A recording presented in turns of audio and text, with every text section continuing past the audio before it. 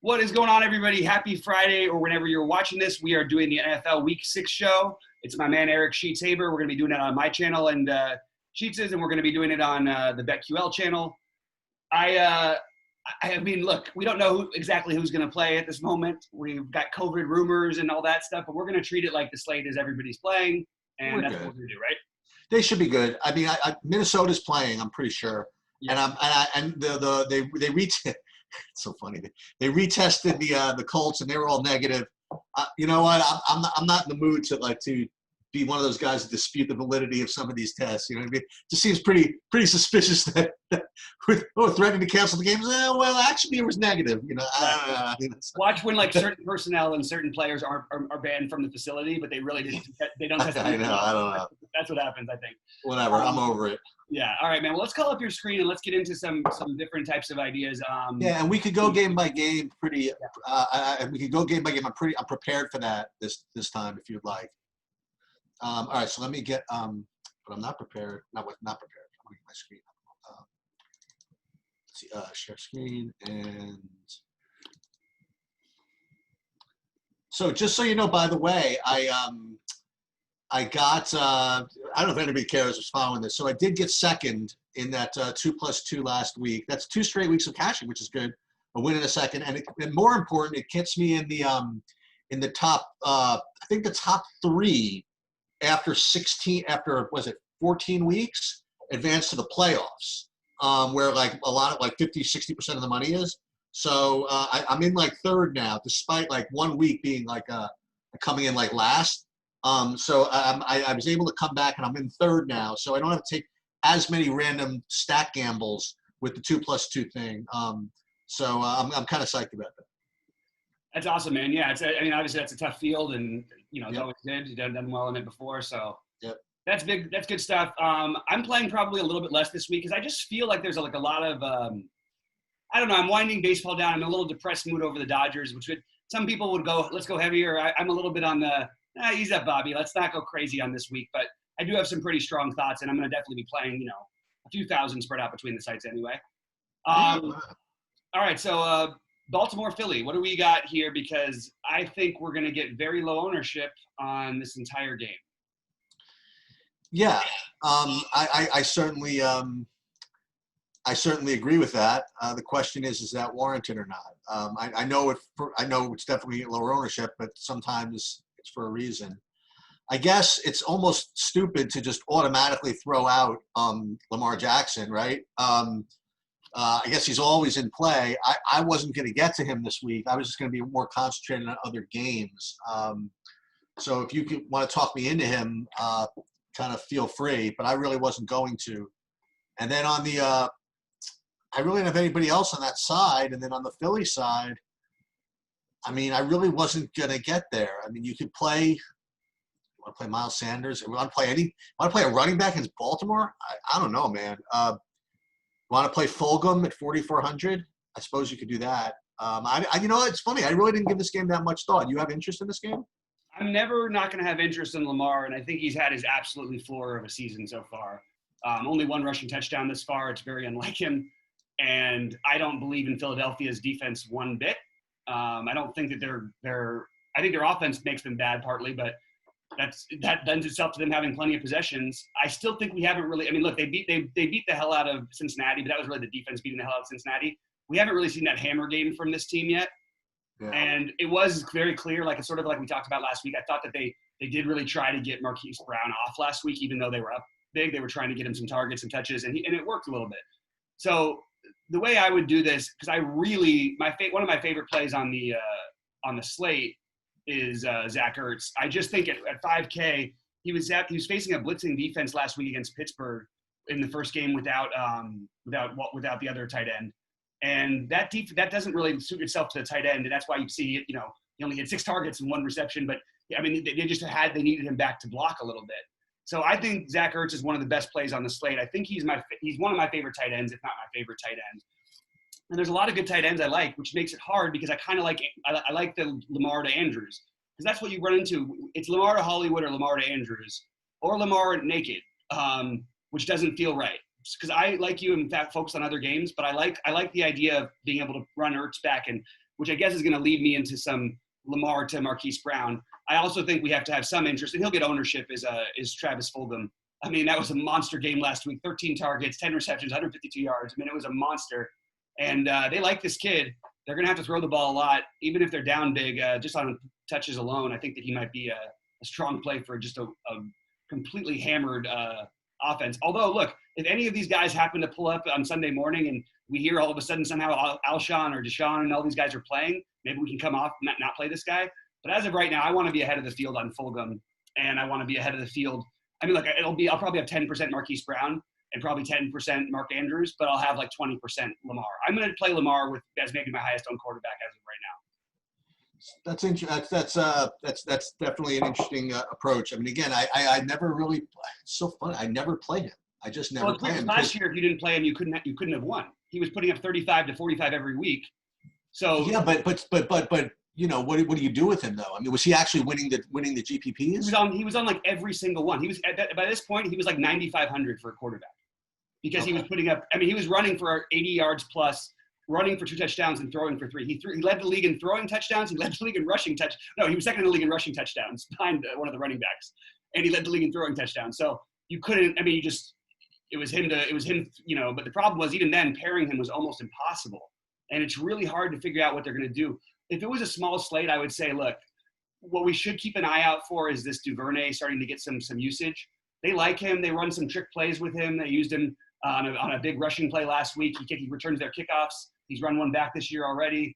I believe he did anyway. And, yeah, he did against KC, I believe. So it's too early to do it with him, but I think maybe sometime it'll go towards him. Willie Snead is 3.5. Michaels Boykin is 3.8. But they're just better receivers on the slate. So maybe I won't go with Jackson as much as I like, but I don't mind if I just use him with one of those two guys and then build stacks on other games. I do think, for those of you that are following along in this way, Mark Andrews is my second favorite tight end on the slate. So I do like him. I don't know. I mean, I'll probably get to him in one-offs or something like that. If I was going to play Lamar, I would find it difficult to play him without playing Andrews also. Yeah, I like Andrews too. The problem I run into is that if I want to play Lamar, I want to run it back with Kelsey. I'm sorry, with Ertz. I always get those guys. And I guess you could go double tight end, but I'm telling you, it's very hard for me to see that being optimal with how many reasonable running backs there are in that same price range as these guys. All right, what are we doing with Cincinnati and Indy? Okay. Well, first of all, what are they doing? Are they going to play? Yeah, they're going to play. I really hope they play. Yeah. It's just ridiculous. It's like I'm in Survivor freaking hell right now. I mean, we did not to get too into it, but we made a really, really great play to fade Indianapolis a few weeks ago when everybody owned them for the exact reason of playing them this week when no one was going to have them available. And if that game got postponed, like it would be just theoretically devastating. Let's put it that way. And they could certainly lose, but it just that's not the way you look at things. So with respect to DFS. There are a couple of plays here. I mean, we kind of alluded to it yesterday in the BetQL show. I mean, if you want, you could play Jonathan Taylor at running back for Indianapolis, who is going to be, I presume, lower owned than some of the other running backs in his range. But maybe he's going to get owned too. But I don't know. But he certainly is a decent play. And you know what? Mixon once again is probably a decent low owned play on the other side. So I think you could play either of those two. I don't think they're going to be big priorities for me. But, I'll play enough lineups where I'll get to them. I mean, that's for sure. So I like those two guys. And the other guy, for whatever reason, I'm kind of getting to. I gotta keep an eye on this injury. But if Mo Alley Cox is out. If he's out, I mean, with him most likely out, I think Trey Burton is a terrific play. Yeah, so right now I have Trey Burton in my cash lineup. So that's where I'm at right now with it. So I got to keep an eye on that injury situation. I wasn't getting to the receivers for Ty Hilton. You can talk about that if you want, or any of the Cincinnati dudes. But those are my main ideas from this game. So T.Y. Hilton will be my highest owned player this week of any kind. There it is. It's not even I don't even have to think twice about this. It's like, look, you're going to play tournaments. You want to embrace some variance. Is T.Y. Hilton at 5K at home? I don't care about his rapport. By the way, even at 5K at his current production, he's actually okay, which is not okay to win you a tournament. But at some point, he did get his most targets. They're starting to get more familiar with him and Rivers. 10 targets last week for 6 receptions for 69 yards. Didn't get in the end zone. Always has been a monster receiver at home. Cincinnati is being torched through the air and on the ground. But I think that T.Y. Hilton and Jonathan Taylor are awesome plays. It almost makes me want to find a way to run it back, but I have too much respect for Indy's defense. I love T.Y. Hilton, though. I love him this week. And it's not that I'm saying that it's more betting on the long term. I've seen this happen every year with T.Y. And by the way, he's always on my monster winning football lineups, the ones that nobody, you know what I mean?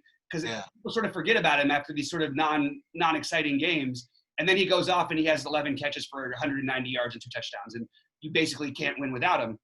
I feel like that's going to come, and I feel like there's a week there couldn't be a better matchup for him to get going. And there couldn't be a better matchup. Let's say they're playing from ahead. Do you think they would try and put some extra effort in to get him some in sync with Rivers? I mean, this is a team that has like Super Bowl possibilities with how good their defense is. So to get T.Y. Hilton, your best targeted player, your best offensive player involved, seems like a good idea.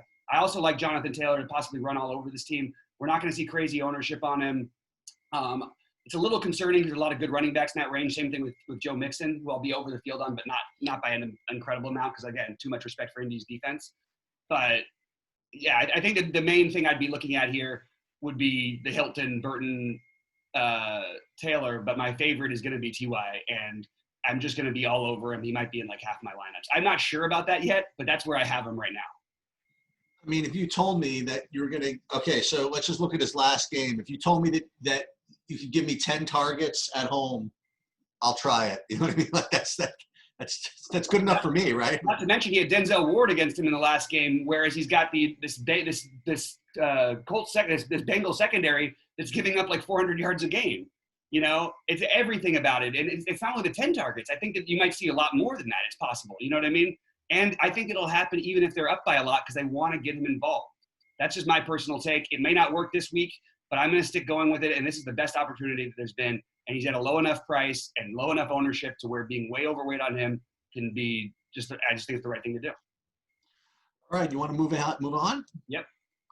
So we can move on to Detroit and Jacksonville. And this is, there are a couple of, like every week, like there's a couple of games that kind of stand out with respect to either totals or whatever. And this to me, I guess is one of them. I'm not going to quite get to as much of this as maybe I've heard other people getting to. I'm not exactly sure where people are going with this, but yeah, I mean, you could play the guys that you would expect to play, right? So you could play Stafford at quarterback, obviously. You could play Galladay. To a lesser extent, I guess you could play Marvin Jones, and you can go to T.J. Hawkinson at tight end for Detroit. I wouldn't play any of the running backs. And then on Jacksonville, yeah, I mean, you can play. Well, we'll get to James Robinson in a second, but from the receivers, you want to play. I guess Chenault, Shark, if he plays. Is Shark not playing? I don't think we have official word yet, and as of right now, I'm assuming the projection systems are assuming he's not. Let's put it that way. I mean, if he's not playing, I mean, Chenault, among others, you know, just becomes a pretty strong play, right? So Chenault, I guess Keelan Cole was getting work last week. So these two guys. And James Robinson, as I mentioned kind of yesterday, I mean, he's really good, man. He's really good, and Detroit's defense is not the greatest, and you know he's one of those guys in that same price range that you can play. I mean, he's going to be owned, but he's not going to be owned as much as Madison, especially if Cook is out for example. You know, so you could certainly play him. But again, I don't know. I mean, I don't know if I'm just going to get to some other games a little more, but I guess this game is fine if you want to play the guys I mentioned. Where I'm at, I feel a little bit the same way I did about Houston and Jacksonville last week, and staying away from that game turned out to be a pretty good decision for the most part. I certainly understand Galladay, but he's going to be very high owned, and that's fine. He's in a great spot. I like him. I don't mind if you want to, like, I'm going to play some non-chalk, so I can play Galladay and Robinson in one lineup, and Robinson's not going to be that highly owned. So I don't mind just having those two guys as sort of the guys who stand out to me in this game. And if you want to play Chenault, go ahead. I think that's fine at 5.2. Again, I stand with Ty personally, but that's just where I'm at. I'm not going to get into the Hawkinson thing really. I'm fine with it, but again, just not. There's other games I like better. You said it well. I'm not that into this game except for Galladay and Robinson. They're the only ones who I might be. I'll probably at the field on Galladay, and I'll probably be double the field or near double the field on Robinson. Okay, you want to move on to the COVID game? I mean, the non-COVID. The other COVID game. The non-COVID, non-defense, non-coaches game. Yeah. All right. So, Atlanta, Minnesota is gonna get a decent amount of ownership, and probably for good reason. I mean, Atlanta hasn't stopped anybody since the Eisenhower administration. Yet on the other hand, Dan Quinn being fired, the idea, okay, is that team is going to play better for a new coach, and that's why people played Houston last week.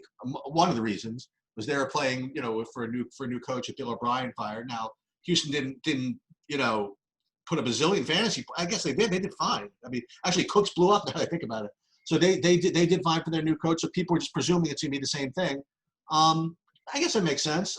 But even if this weren't for a new coach, I would still probably have interest in Atlanta. They're probably going to be behind. They don't run the ball. Ryan's going to just No, they do. This is the problem sheets. That's the issue. They haven't thrown for a touchdown in the last 3.5 games.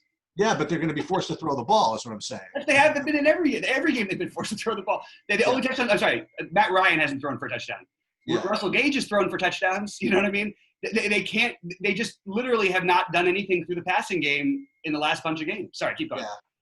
So on the Atlanta side, Ridley is kind of the man. I don't know if I'm going to go back to the Hezekiah from last week. And I don't know if I'm going to go to Gage, but I can certainly play a little. I can certainly play some Ridley. I can certainly play Ryan to Ridley. I have no problem with that. And Minnesota side is where I guess all the ownership's going to go, I suppose, because you're going to have Madison, especially. I presume the Cook's going to be out. I don't know, but Madison's going to be just pretty chalky. And I don't know, man. It's there's been a lot of like kind of coach narrative speak, which is kind of a little fishy. Like they were asking. I don't know if you noticed this. They were asking Dalvin Cook about Madison, and Dalvin Cook said, "Oh, dude, he's just a bigger version of me. He's awesome." You know what I mean? And let's not start believing all the BS just quite yet. At if he becomes like that highly owned. Dalvin Cook. No, I know his game well. He is really good. Like that's not a question. He's good. He's good. And 200 is a running back, and those could be vultured. Mike Boone could steal one of the touchdowns from him. You know what I mean? It is the best matchup in the history of all of DFS football is running backs, especially pass catching running backs against Atlanta, and it has been for the last 3 years. So it feels weird to do it, and it's weird that every time a top running back gets hurt, the next game team's facing Atlanta. It happened with Carolina with McCaffrey and Davis, and Davis went crazy. So I will definitely be below the field on Madison. There's a lot of good running backs out there. This is an incredible spot. It scares me a little bit to fade him, but there's a lot of guys I feel I can get points from who are a little bit cheaper. And to play him at just ridiculous chalk, I just think I want to be below the field on that personally. I'll tell you this. I'll tell you. We need to know about Julio, by the way. We didn't talk about that. That's the issue for this game. Oh, you think he's got a chance to play?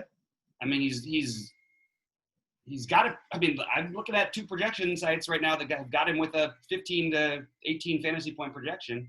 Okay, so maybe he plays. If he plays, would you play him? Yeah. Well, there you go.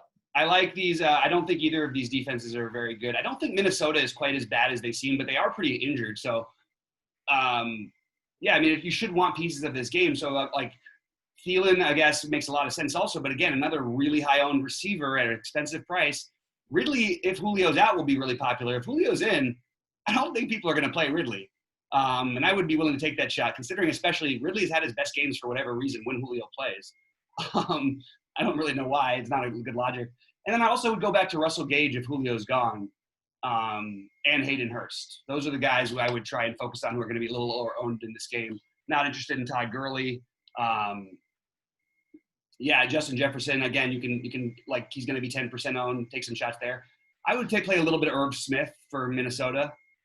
He's the really, really cheap punt pay down at tight end, who's been getting a little bit more of the work than Rudolph. So I would consider him, but none of it feels especially exciting considering the game is this big shootout because I'm trying to stay away from too much of Madison and Thielen. I guess if no Jones, Ridley, then Gage, is my favorite plays, then Hurst, and then and Zacchaeus, by the way, is back in play if Julio's out. Zacchaeus has got to be in play if Julio's out. I don't know. Actually, let's keep an eye on this one because we could see his ownership balloon again, but maybe people won't go back to him after the dud game. They won't. I think that if Julio is announced out, he still might get some ownership, but it won't be high enough. So let's get a little bit of Zacchaeus if Julio's out. I'm just making a little note here. Yeah, I just want to say that, I mean, Thielen is a really, really strong play. I mean, he's going to be really high owned and maybe in the Millie Maker, you might not need to overweight him or whatever, but he certainly is a really strong play. He's certainly in my cash game. Adam Thielen or Devontae Adams? Well, that's the thing. Okay. So, and I have them both, you see, in my cash game line. Oh, that's interesting. Yeah. So I have, now I know why your tight end is, what's his name? Yeah. So for me, it's between those two. My favorite, I think either one, but I think Thielen is it's kind of hard to, I don't want to say hard to fade. It's not hard to fade anybody. It's not hard to fade a wide receiver in football, but look, he is a really strong play. And so if he gets his 25 fantasy points, like, don't blame me. You know what I mean? Right. But but high owned wide receivers are kind of tough to stomach. And I'll have a little bit of Thielen and I'll have a little bit of Jefferson. I'm definitely not going overweight on these guys on this slate personally. Yep. Sucks because I like the game. I will. By the way, I will say also another cash game thing from this game is at 2,300. I mean, I'm going to be probably getting all the Vikings in the defense. That's I like that actually because Atlanta they'll make mistakes too. Yeah, I mean that seems a little bit absurd. So really that's where I'm getting. I presume they're going to be huge chalk. Well, actually, probably the hugest chalk is going to be Miami, which we'll get to in a minute. But I don't think they're going to be huge shock, by the way. Okay, well, I think they'll be like 10% maximum. Right. Okay. People are going to see that game as a shootout, kind of, I suppose. Let them shoot out, and I'll get 2 pick sixes. That'll be fun. Yeah. That brings us right to your boys, which is also a game that it's the weirdest kind of game because I'm tempted to want to stack this game and play both and play defenses. Oh God! Oh goodness! It's so dirty. That's filthy. You've got some plays here, man. There's some plays worth talking about. All right, I got one play. Who's your and play? Then you can tell me about all yours. You're gonna have Terry McLaurin. All right, don't interrupt me, okay? I'm gonna have Terry McLaurin. Okay? He's gonna be and I also will go back to the other idiot, Logan Thomas. So those are the two guys I will play from this game. You feel free to talk me back into Darius Slayton if you want. Certainly fine, I suppose. Actually, he is a pretty decent play. Why is no one playing Darius Slayton? I'll give you this. No, this is cool by me. So I'll play Darius Slayton alongside of Terry McLaurin. That sounds fine by me. Yeah. It's weird because one of my favorite defenses on the slate is then and you have to pay a little bit for them is Washington. Daniel Jones is such a turnover machine, man. I mean, but also Washington with the pressure they get, that they have a good D line. People just don't realize it because they can't move the ball, so they don't stop anybody. Yeah. But yeah, I would be interested. I have I'm not crazy about Freeman. I'll probably because he's going to get some ownership, but I'm okay with it. There are other ways to go in my opinion at running back. That is one spend out I'm considering. I prefer Antonio Gibson and play the hero home run upside. I still think this kid is going to have an absolutely monster. I mean, he's been good. It's not like he hasn't, put up decent games so far and gotten the usage. I think there's a good chance he really breaks through in one of these games, and this could be a great spot for him. And you're going to get low ownership again. This kid's incredibly talented for anyone who doesn't know, which is why people still, started kind of playing him a little bit. But Gibson, McLaurin, and then Darius Slayton on the other side, as well as Evan Ingram, are all extremely high plays for me this week. Especially Slayton, because I can't have too many tight ends. I've got so many tight ends. Because I like Ingram and Thomas in this game. You know what I mean? And I think for me, it's Slayton, McLaurin, Gibson as my favorites in this game, with some Freeman, Ingram, and Thomas. That's sort of where I'm at. And I don't mind if people want to go Golden Tate. They're going to have to throw the ball underneath a lot, against the way that they play press on D in Washington. So Golden Tate might get a chance for some bubble screens and some of those kind of things. But there's just other plays on this slate that are better. Okay. Talk about Dontrell Inman because no one else will. I don't even know what team he's on. He's on Washington, and he's only had one game of any note this year, and it's because he scored 2 touchdowns. But they don't have a lot of guys to like run routes. Like, you know what I mean? I don't know. It's Inman is clearly their number 2, and he's 3.6K, and it's just sort of like, I don't know. I'm probably not going to get to much of him. I'm just thinking about on this. I just think this is like a sneaky game where like Slayton and McLaurin are too cheap in spots where I expected to be 2 of the better receivers on the slate. So I really like those guys. What you got over there, Sheets? You're calling up. Oh, sorry about that. I didn't know that was cool. No worries. All right, so let's move over to the next one. But I do think that is a sort of a sneaky little, you can play the defenses, but you can also play those pieces on offense, especially Slayton and McLaurin. Okay. All right, you want to go to chalk running back central in the Chicago-Carolina game? In a game with the lowest total too? Yep. Yeah. Let's talk about it. So Mike Davis and David Montgomery are both going to be – I mean, look, they're both going to get all the work, and they're both, going to be kind of highly owned, I suppose. Yeah, very. But, isn't this game going to be like 13-10? You know what I mean? I don't know. I don't know what the total is, but first of all, I'm not interested in the idea that Nick Foles is any good for openers. Wait, can I interject? When did you ever think he was bad, and why was he ever bad? I really want to know, because Nick Foles is to me the greatest example of someone who there's people, we talk about people failing to the top. Well, somehow he always succeeds and they move him down. I don't understand what happened in his career. This guy broke the record in Philadelphia for replacing Michael Vick for touchdowns and interceptions at the time. And they went to the playoffs. Nobody talked about, nobody wanted him. Then he goes as a backup. Nobody wants him, and they takes him to the Super Bowl. Then again, it happens again, and he takes him into the playoff run. I don't understand why we don't think Nick Foles is at least a good real-life quarterback. All right. Sorry, that's my take. So, all right. So if we're gonna okay. So for Chicago, I would not play anybody except for Allen Robinson as far as receivers go. You want to get back into Anthony Miller's and stuff like that. I'll listen, but I don't know. I wasn't going to get there. Maybe, and I did notice something a couple of weeks ago. I don't know if it pulled over to when Foles took over, but Jimmy Graham was, oh my God, he's up to 5K. Oh my crap. I was going to say that he was like a good price at 3,800, 3,400, 3,800. He's up to 5K now. So yeah, I don't think I'm going to do it. But he's like legitimately he's always been like this. But if they get down to like the 5-yard line or in, they're literally throwing the ball up to him like twice, down there. So that's something but for 5K, it's not worth it for me. You don't want to play Mike Davis. You want to play Montgomery. Fine. You want to play David Moore again? Sure. I just maybe it's just my instinct. It just feels like 13-10, man. I don't know what else to tell you. I think I have better plays. It could go that way. I mean, it's not like they've been playing in all like low scoring games. I know. They've given up 30 a couple times. They did do well against Atlanta last week, but that was sort of a little bit of a dumpster fire of a game in a weird way. And oddly enough, people still all got there. I think Mooney has become the secondary receiver and second option in Chicago. Yep. So I would lean towards him over Anthony Miller. I always have a soft spot for Anthony Miller because he always seems to break these games when no one has him. And every now and then I've had him in those spots, so I guess it's been lucky for me. I really like DJ Moore against anybody when he's going to be unowned. I still believe in this guy as being a great receiver, and I think that's where his future is going to head.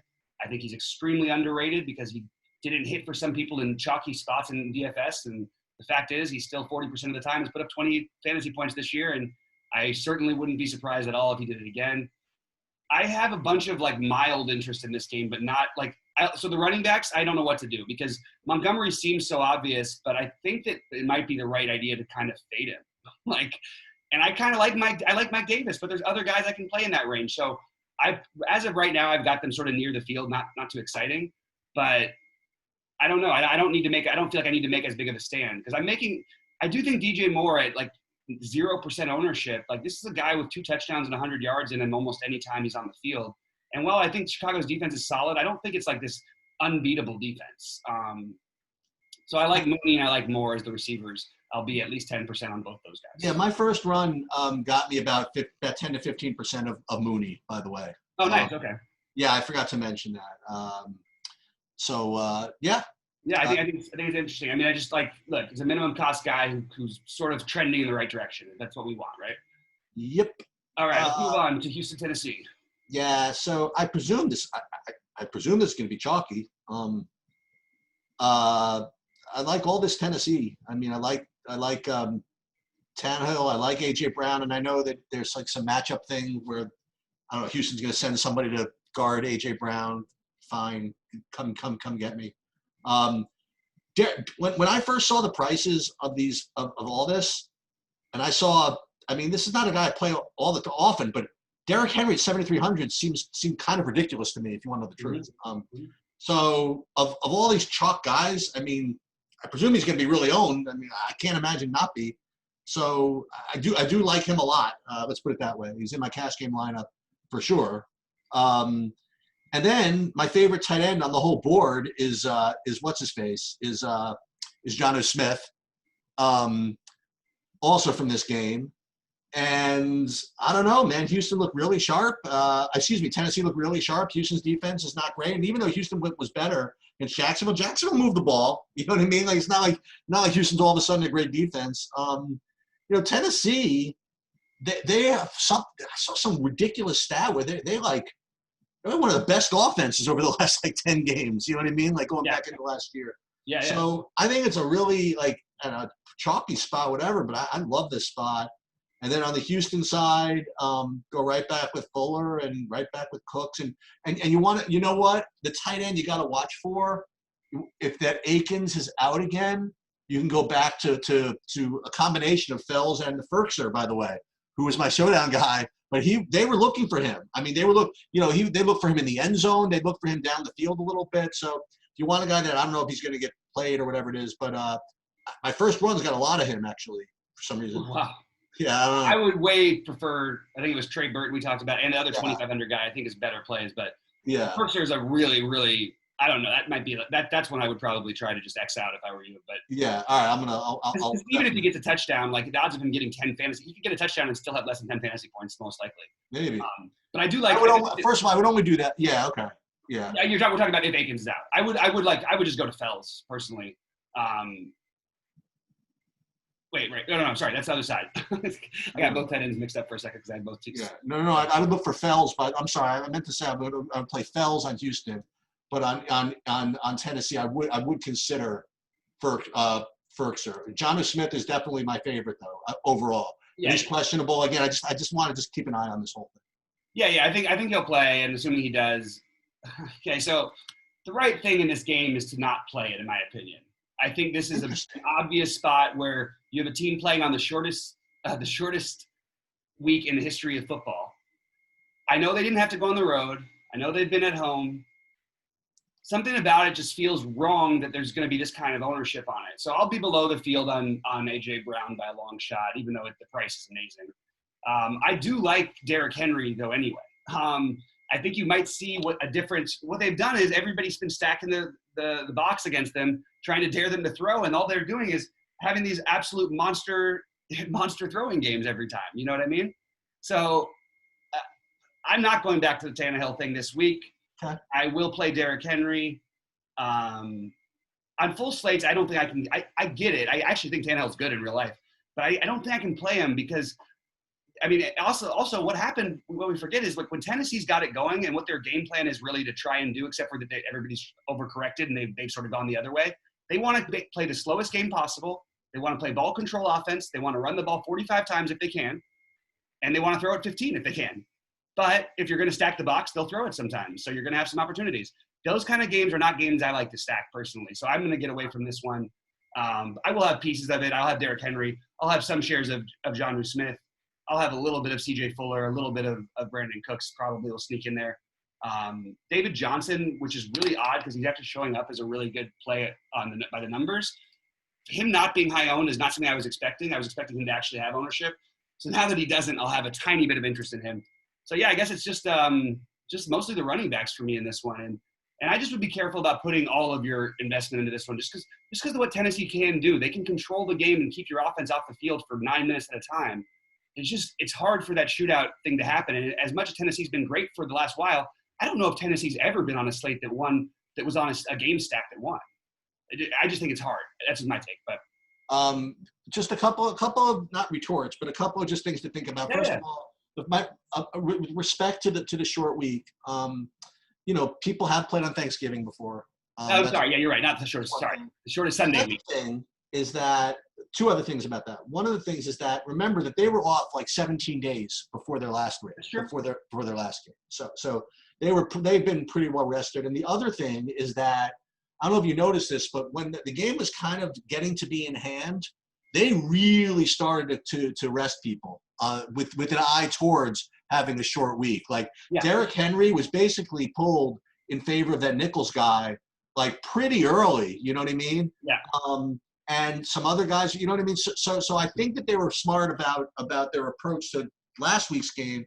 So I'm not as worried about that. And yeah, like you said, when's the last time Tennessee was on a winning slate? Maybe it'll be this week. We'll see what happens.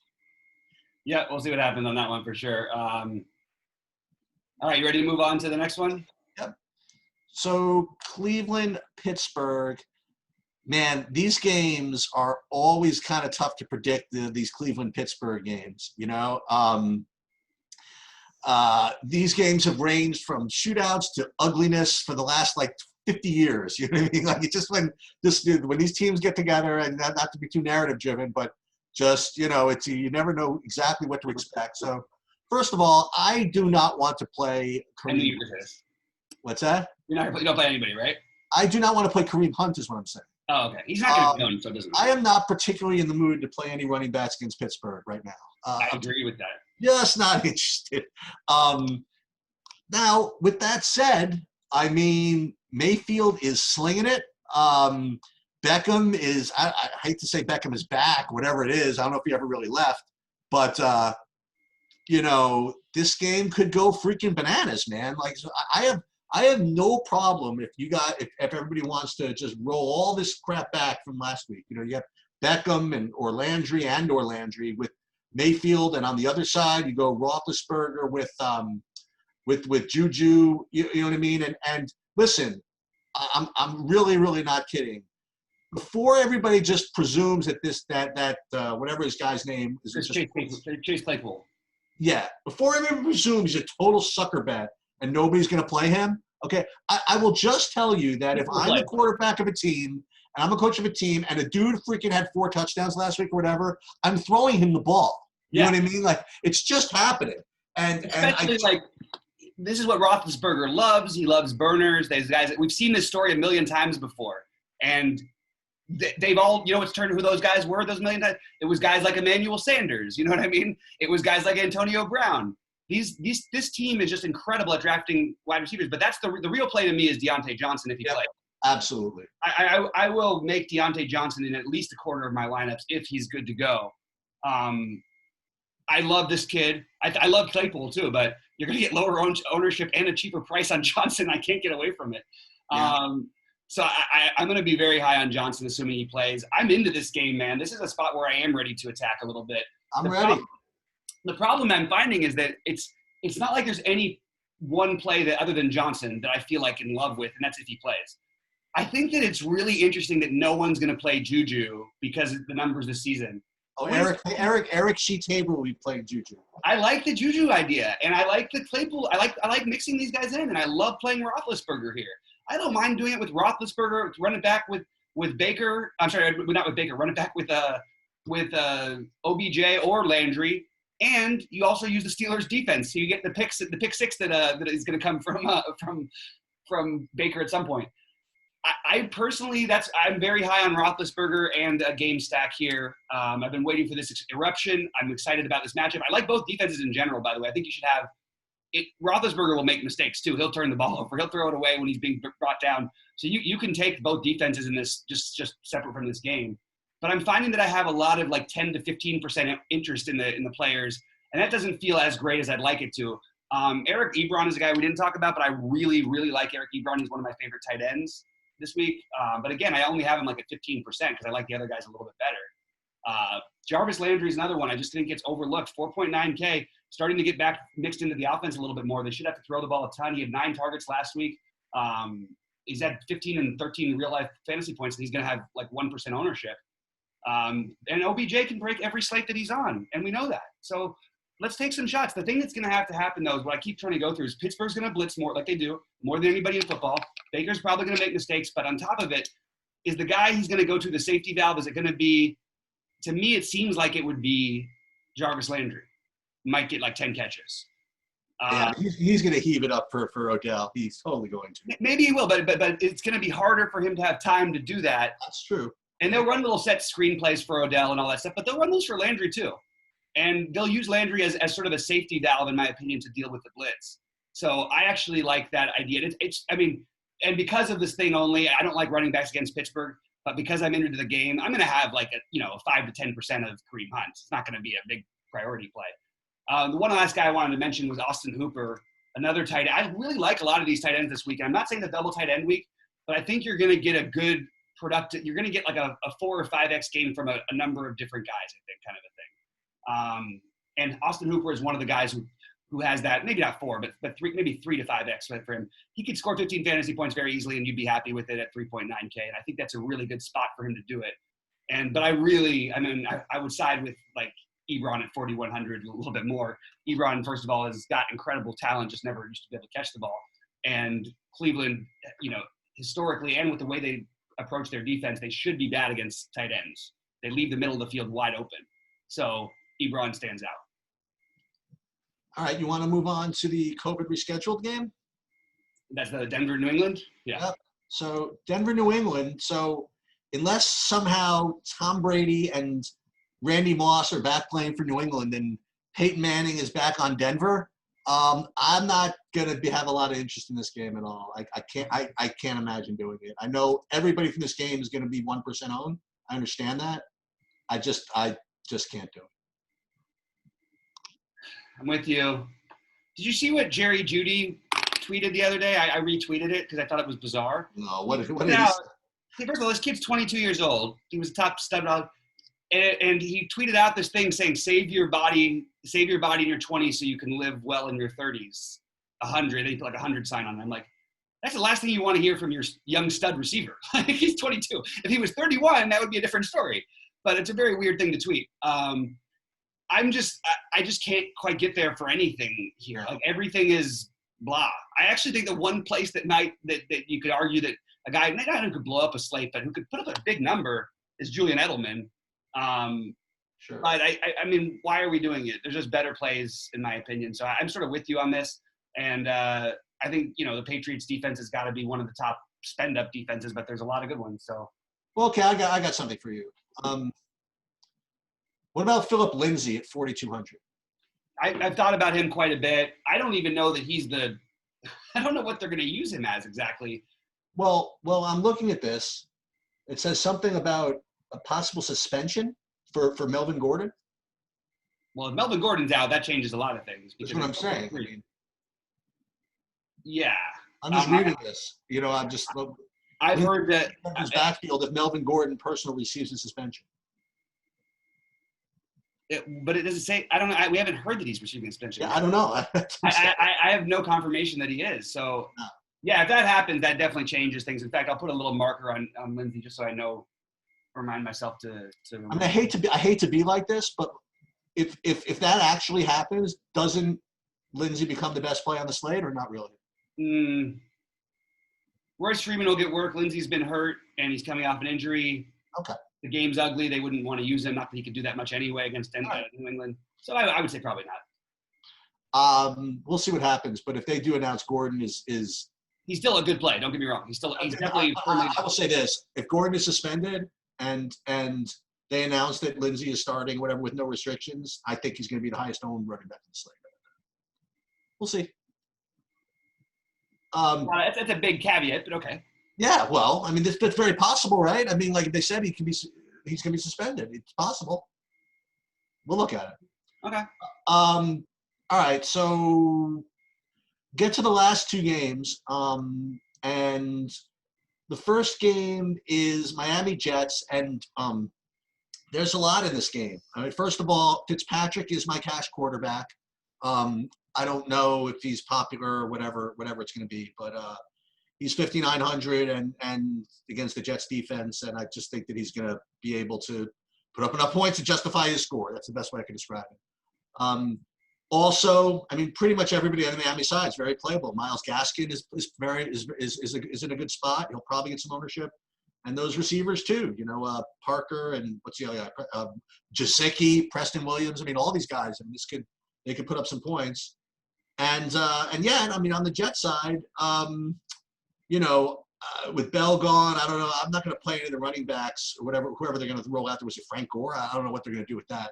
But I do have interest, and I don't know if you like Jameson Crowder, but I like this Jeff Smith guy. I don't know if he's going to get owned or whatever it is. I really like the way he looks on the field. He's only 3K, and I'm presuming they're going to be coming from behind. Now it's no bargain to have Joe Flacco throwing the ball to you, which I presume is what's happening this week.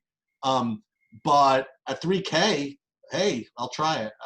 He looked pretty good out there. So he's actually in my cash game lineup right now at 3K. And I'll give it another look, but right now that's where I'm going. I think that if the Jets had a little more firepower, you know what I mean? If they had a little better quarterback and a little thing, I really might consider this like a sneaky game stack where the whole game could go crazy. But I just don't think the Jets have enough to make that work.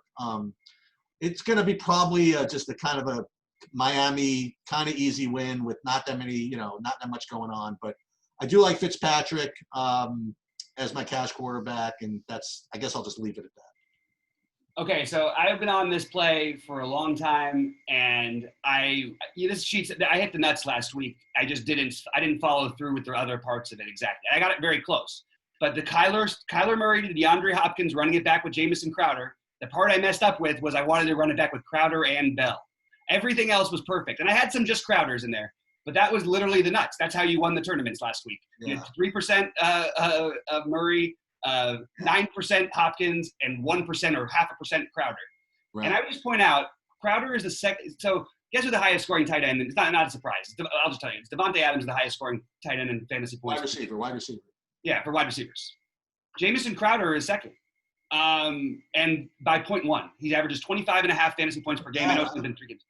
But these are not good matchups either. These are tough matchups, except for Arizona. And even that wasn't a great matchup for them either because, anyway, they lost Bell and all that stuff.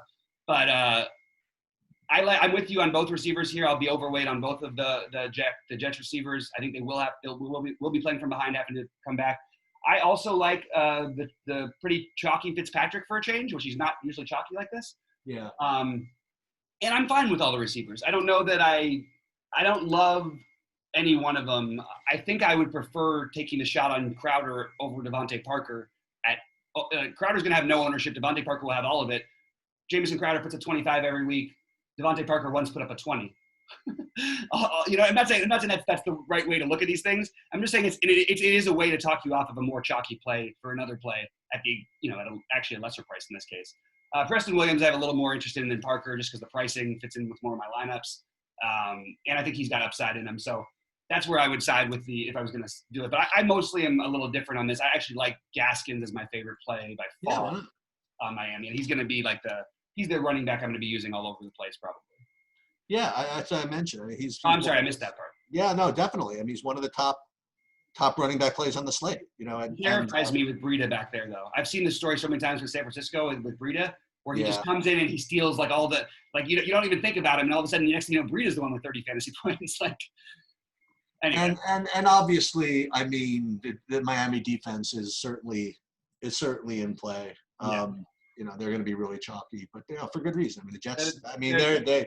I don't know what they're going to throw out there. I mean, they confirmed, by the way, that Darnold is out and what's his name is starting. As of right now, that's what I've got.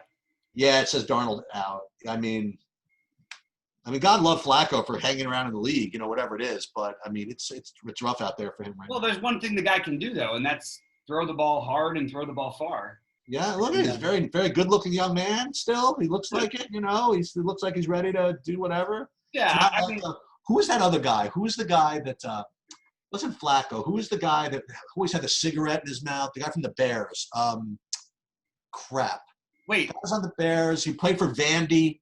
Who was the quarterback for Vandy? I know who you're talking about. Yes. Right. What? It's driving me crazy. What? You figure it out? Jake. Yep. Why can't I do this right now? Cutler. Thank you. Jeez. Cutler. Right. Embarrassing. Right. All right. Yeah. So, hey, Flacco won a Super Bowl MVP or something like that, right? At some point?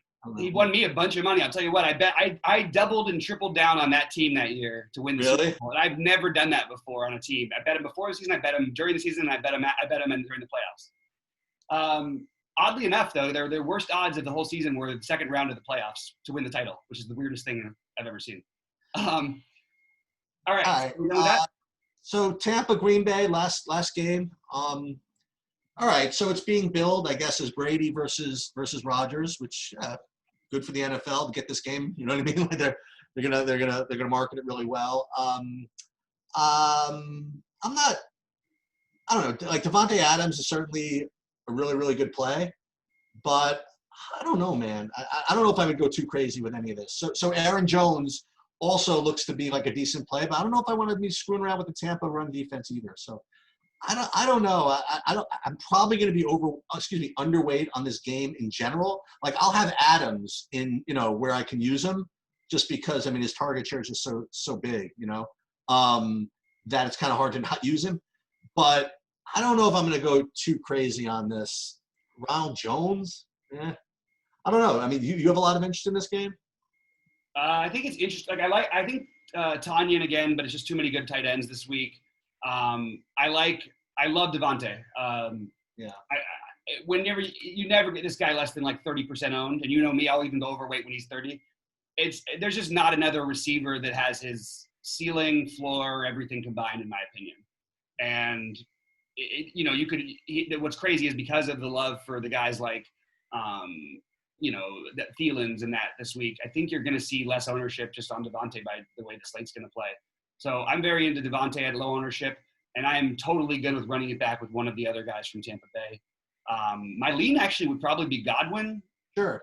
But I think it's pretty close, and could see it going either way. I don't mind a Brandon Rodgers to Adams. Or you can even throw Tanyan in there if you want to. The one weird guy I'm going to mention, and it's not just because he played well on the Monday night game. It's because of how they use him at times. I think that I'm not going to do it. And I'll do it in my millionaire lineups. I'll probably throw him in one or two, but that's Jamal Williams. I just think that they used him enough as a receiver. Now they won't do it as much probably with Adams back, but they were lining him up out there. They were playing him over Aaron Jones in certain spots. I'm not going to go crazy with Aaron Jones this week. I don't like this matchup at all, even though I love Aaron Jones as a running back, and I think he's awesome and usually underowned. I just think that both Jones actually I'm a little bit lower on, even though I like them in general. I think Ronald Jones is the better play than Aaron Jones. Okay, that makes sense. I mean, again, I'm still on the idea that Tampa's not bad. I think they're pretty good. No, everybody thinks they're pretty, but that's agreeing with you. Oh, okay. No, I remember when Brady, when they first picked up Brady when we were in the quarantine, I'm like, I think Tampa's gonna actually be really, really good this year. So hopefully. Yeah, no, a lot of people on it, but I mean, I'm telling you right now, I'm a little surprised they're only a 1-point dog in this game against the team that's been the best team in football so far. Who is? The Packers. The Packers have been the best team in football. The Packers? Yeah. I didn't even notice that. They've been by far. Rodgers has been the best player in football too. They're just hammering everyone. They're averaging 40 points a game.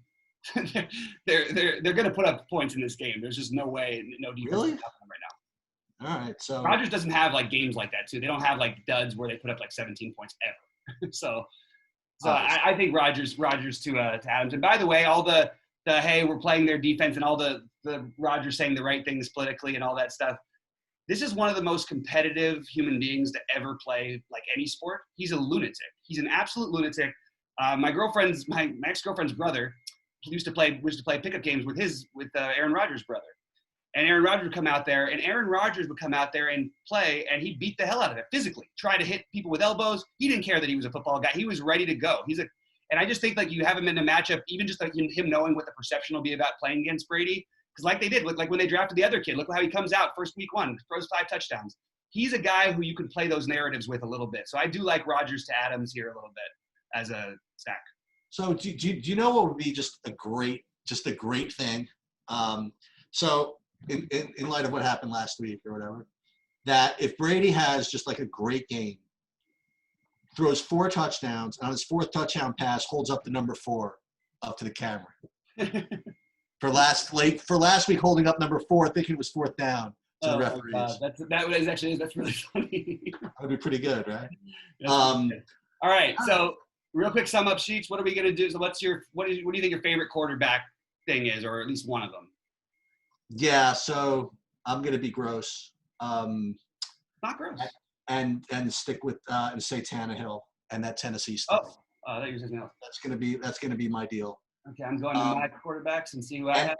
And the second one, which I literally talked myself into as we were just kind of going over it. I don't know which one it's going to be actually, but somebody from that Cleveland-Pittsburgh game. I just not exactly sure which one, but one of them. Those are going to be kind of like my less popular. I don't even know if Tannehill's going to be popular now that I think about it. Who knows? Those are going to be my top, I guess off the boardish. I don't even want to say it. Stacks, I suppose. Yeah, as of right now, it's mostly Lamar, Fitzpatrick, Roethlisberger, and Rodgers for me. Those are my 4 favorite quarterbacks this week. I just wonder if the Jets could put up enough resistance to force Fitzpatrick into a ceiling game. It's tough. That's sort of, it's a weird week because we don't have Kyler Murray, we don't have Josh Allen, we don't have the running quarterbacks. But I'll just say this, I mean, you look at another guy who's been incredibly consistent with his fantasy production is Ryan Fitzpatrick. I mean, this guy's put up 23 or more in the last 4 games. Gets a bad defense to do it against. So I get it. I'm not again, I have him at 10% and the field has him at 14. I'm way overweight on Jackson, Rodgers, and Roethlisberger. And I'm just deciding, I don't think I want the Tannehill, Watson mini chalkish. Stafford is another one who I've considered a little bit, but I only really like him with Galladay. Yeah. And Cousins would be the other one who other people are going to play, but I'm just not that excited about it. It's not a great week for like running quarterbacks. That's why it makes me, when that happens, I'm going to always be way overweight like I was last week with Murray. I'm going to do the same thing with Lamar this week. Yeah. I'll tell you who likes to run it a little bit is Tannehill also. I'm back to this again. All right. So I guess that's okay. So I guess the one thing I'll also throw in just as a result of this discussion, that if you want a little 1v1, not 1v1, little, from the same game that we talked about, like you said, it's going to be gross to think about playing this game, but you want to play like McLaurin and Slayton coming back from the same game that I don't think that many people are going to play. Yeah. That could be an interesting thing to do. Yeah, I like that idea a lot. Some of my highest owned players, by the way, for this week, I just wanted to throw out there, T.Y. Hilton, Derrick Henry, Mike Davis, Devontae Adams, Terry McLaurin, Jonathan Taylor, Myles Gaskin, Darius Slayton, Zach Ertz, Deontay Johnson, Kenny Galladay, James Robinson. Those are my highest owned. Oh, and Eric Ebron. So here's, I guess, something that could be interesting to talk about. So even though, and I didn't go over this, so this is like kind of like my quote unquote cash game lineup, and it's got something that you really don't ever want to do really in GPPs, and I don't even know if I want to do it in cash just because how much I'm paying for it. Like I got Montgomery and Davis like in the same lineup, like two running backs in that same freaking game. And it's not like they're both really really cheap, So I don't know if I want. I don't have a problem with that stuff in general. Other people always try and make it, but especially with the way that Davis catches balls out of the backfield, like you could have Montgomery playing with the lead, running the ball, and Davis coming from behind catching the ball. So I actually don't think it's bad with that particular group. Right. So I'm actually kind of content with this. So I like this. I'm 100% on board with what I like about this, especially is that this is actually if you just had anybody paired with Fitzpatrick, this actually would be a pretty solid tournament lineup. It's not like the ownership is going to be that crazy. Like Jeff Smith's not going to be crazy high owned. You know what I mean? Or you could just make a couple 1v1 pivots and turn that into a tournament lineup pretty nicely, actually. You play. Well, I could certainly put Cousins in instead of Fitzpatrick, and then I all of a sudden have Cousins with Thielen. You got all those receivers. Man, that's a really, because you do get the Thielen and Adams thing. So this is not what people usually do in cash? No, this is pretty cool. This is what I did. It is. It makes sense. I think I would have thought of Galladay as being the other cash guy I would be looking at. Okay. But I don't know that. I don't know for sure. He actually is. Yeah, I probably would have been. But I like this. I like this a lot. But you know what's cool? This is one of those also thing. This is also the thing that even though it cost again a $1,700 entry fee at the beginning of the year, and the reason why it's $100 per week, right? But because the $1,700 was put up like a long time ago, I just kind of forgot about it. I just feel like every week is like a free entry. You know what I mean? So I just kind of looking. Like if I had to put $100 on this lineup, I don't know if I would do it. But because it's all prepaid already, yeah, let's just throw this one in. That's what I used to do when I'd win big DFS things. I didn't enter into all these other things. I did it with poker too. And I have some nightmare stories about forgetting about tournaments. Right. And we're talking thousands of dollars, which were just brutal. But that's what I used to just enter right away. So I didn't know, but it's sort of like what you're saying. All right, man, that was awesome. That was really good. I'm going to go on a limb and say my boldest play of the week is going to be T.Y. Hilton, and hopefully this is the week it comes through for us. Sounds good to me. All right. For Sheets, for everyone at BetQL, for me, good luck to everyone out there this weekend. We'll see you at the top of the leaderboards, and play T.Y. Hilton.